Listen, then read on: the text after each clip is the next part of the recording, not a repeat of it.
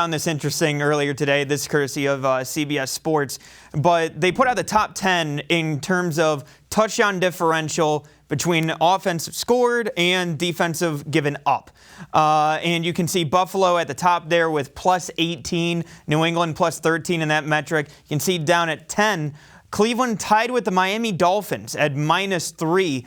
And D-Man, I find that's very interesting given the fact that early on in the season you saw a lot of high-scoring affairs for the Browns, and yet despite that fact, you go back against the Patriots. Obviously, Browns got blown out in that game.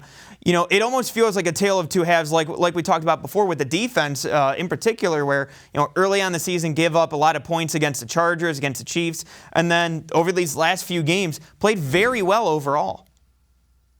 Yeah, Mac, and look at number 9 on that list, the Baltimore Ravens at -2, and yet they're 8-3. Okay, that's a winning team doing what winning teams do. They win.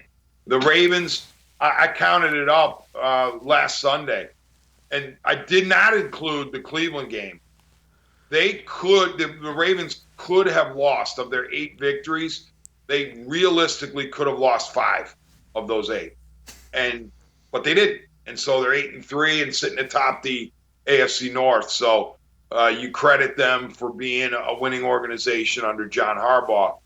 But as far as the Browns go, it's such it's been such a mess en route to 6-6. It's been so disjointed. The only thing that's consistent with the Browns these days is the stuff coming out of the locker room after the losses. Oh, my fault. I'll take the blame.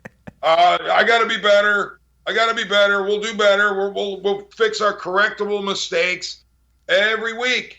But what are we going to do? We're going to look up at the end of the year, and very likely they're going to be 9-8 or 8-9, and we're going to go, well, wait a minute.